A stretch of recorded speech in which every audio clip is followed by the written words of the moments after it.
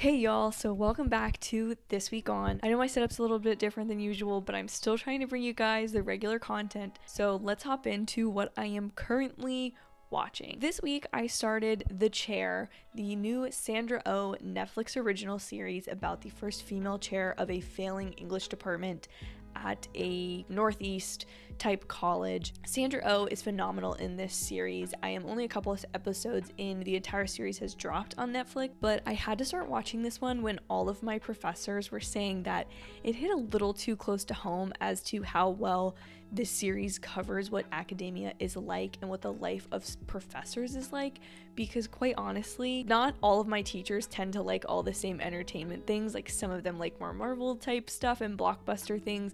Others really like art, cinema, film side of things. And so for a lot of them to be like, yeah, this series little too close to home, I was like, ooh, that sounds good. It is also just a great show because it is both a comedy with like the elements of drama. I mean, any good comedy has those elements. Like Ted Lasso is the perfect example of that. But The Chair definitely just has a very specific angle that it's coming from, and I really happen to like it, and I really like all the characters. They've been very well fleshed out even early in the season. The humor is just really funny to me. It's definitely of a little bit more of academic level, but there's all still that slapstick element in certain characters, and I think it's really fun, especially if you're a college student or someone that's in maybe more of the humanities side of college. Definitely check this series out when you get the chance. Next, Bachelor in Paradise, as always. Guys, I binged, I caught up. We're caught up now. First of all, Carl, I think, has a little bit of redemption arc, okay? In Becca's season, he was the worst, all capital letters, the worst. Like, seeing him absolutely lie to all of the other men there, I mean, with the exception of Thomas, because he was also the worst, but Carl, seeing him lie to all of the men there and also try to lie to Katie, no go. That was a no-go situation. But seeing him give Deandra the bracelet and then have her receive the necklace and then her to send both guys home, I mean, cold and good for her, because like they needed to take a step back. They needed to take a hint a little bit. But I really liked that he definitely showed a better side of himself and didn't resort to the same thing. He obviously called Chase, and I believe his name was, out for kind of trying to play the game, even though Carl technically did the same thing, but I saw where Carl was coming from and I was technically on Carl's side. And so I totally understand. Next, we have Kenny's descent into madness, that is dating the three women that he's dating. First of all, Demi. Again, I said this last week. I'm sure she's a lovely person, but on the show, she just seems crazy. She seems to want to use her body and reputation to get where she's going in this show, and nothing is going to stop her from that. Mari definitely wronged herself by saying what she said about going on other dates if she really did have feelings for Kenny. Now, I get where she's coming from. If like she was scared about how quickly her feelings were coming on, I get it, but then like don't be mad at Kenny. And then I don't really think Tia's doing anything wrong, because like if Kenny's still game to go on dates with people, good for Tia. She's hilarious. I love her addition to the season, and her line about Colton saying it's not you, it's me, just totally cracked me up. And then last, justice for Natasha, which I know is kind of coming in swells of support on social media, swells, whatever, waves of support on social media, we'll go with that. Natasha is getting a lot of love from the absolute lies that Brendan fed her.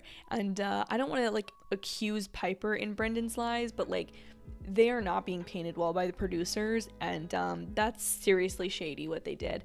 Even for a reality television show, that's shady, which you know is just like extra shady. So justice for Natasha. She did not deserve that. She deserves other exploration of relationships and romance, and I'm rooting for her no matter what she does next. Then we had a brand new episode of What We Do in the Shadows, which again, still love this show. This week's episode focused on Nandor's flame Gale and how he's always trying to get her like back to be a vampire, and she never wants to go in. And I thought it was so funny because like there's so much tension whenever somebody wants to become a vampire or the vampires want to turn someone into a vampire, because Guillermo's just sitting there just like, really guys, you're not like, I never come to mind in these conversations. So that's a hilarious tension, first of all. And then you have Colin Robinson and Laszlo wanting to spend time with each other. Just so funny that they both think they're doing the favor.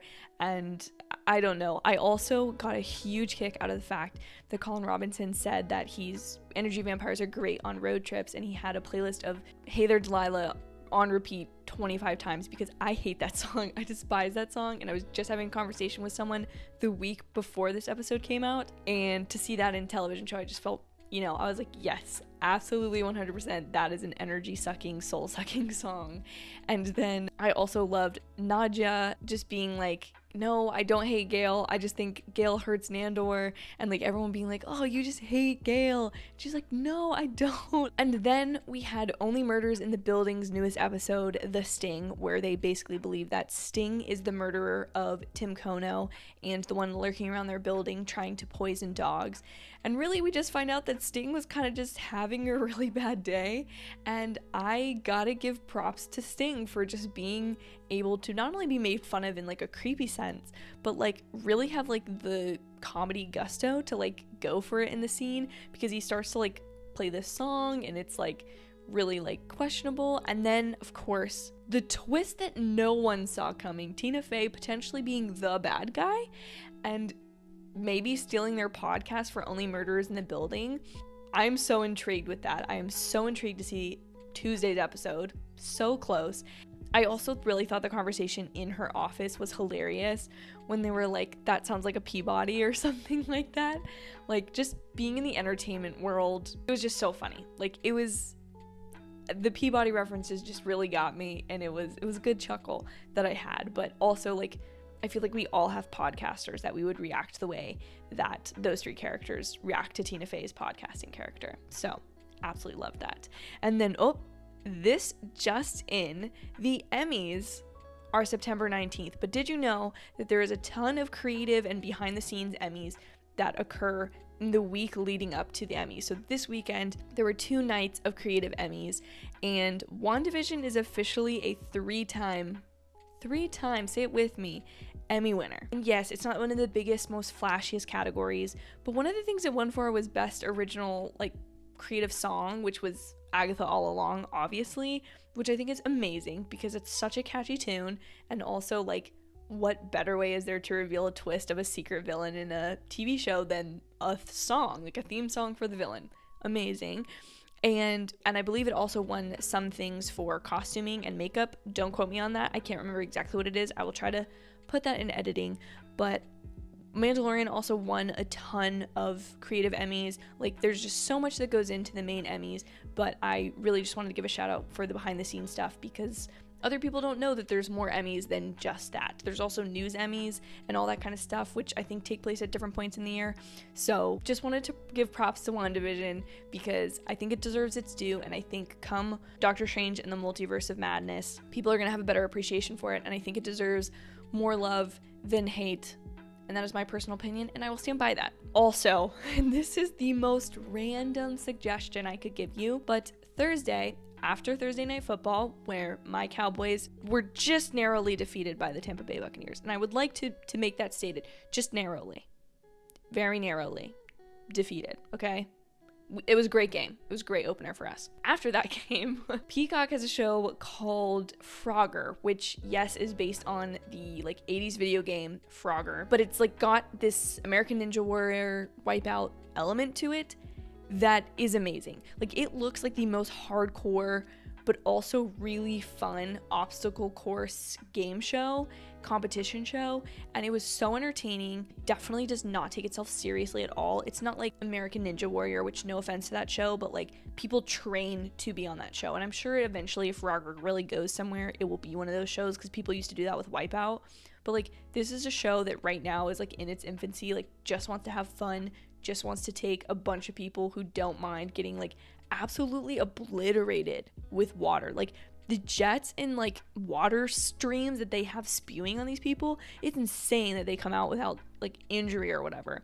But it's amazing, and there's different elements, and there's different courses, and all of it's themed, and they explain the way to go through the course in the beginning, and it's so intricate and sort of nerdy that it just works. Also, I need to let you guys know there's an app that I've found that I'm currently tracking TV shows, or trying to track TV shows. We'll see how long it'll last, called Must. It's the Must app. There's not a website like Letterboxd. It's just an app.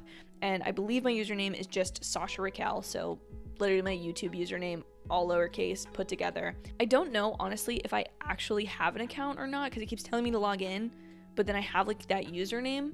So just search it and let me know if it works. But that's where I'm currently tracking all the shows I'm watching. Obviously Letterboxd has its own community, but I think it works better for TV shows because you can rank individual seasons, individual episodes, and kind of track as you go, as opposed to just saying like, oh, this show, I give this rating. So I personally really like that. And I'm not really ranking episodes or like rating them. I'm just kind of knocking them off when I go through, so you can kind of like see like, oh, she's at so-and-so episode of Rick and Morty, which I have been watching. Also, a new segment on This Week On, the weekly forecast of the week ahead. Like I said before, this upcoming Sunday will be Emmy Sunday, so hopefully I will have some time and some creativity of how to, create some content centered around the Emmys for you guys. Also, American Crime Story, Tuesday nights, it comes on at 10 Eastern Coast time. So as soon as the episode ends, which is about an hour to hour and a half long, I will be filming my review, I will be editing my review, and I will be posting it probably super late Tuesday or really, really early Wednesday morning, and then that's when you'll see it. But because of that, and because of my workload and school, What If is going to be moved to a dedicated segment on This Week On, because I know that a huge number of you are Marvel fans, and I obviously want to be covering What If because it is such a phenomenal show and it deserves to be talked about and recognized and reviewed. The problem is with American Crime Story, which I'm personally more passionate about right now, I'm gonna have late nights, and then Wednesday I've got class, and I just can't do both of those and no sleep. So What If is gonna get moved. If you guys really miss it, maybe by the end, the last couple episodes, we can bring it back. For now, This Week On will be the home of my What If reviews. So going forward, so when you don't see one on Wednesday, just wait until next Sunday, which is when I'm hoping to do This Week's On in the future. With that all being said, thank you guys so much for watching. Please let me know down below what you're watching, what your favorite thing to watch of this week. It could be a movie or a show. I didn't really get to watch any movies this week, but hopefully that will change in the near future. I hope you guys have an absolutely amazing day or night whenever you're getting to watch this, and I will see you all in my very next video. Bye, y'all.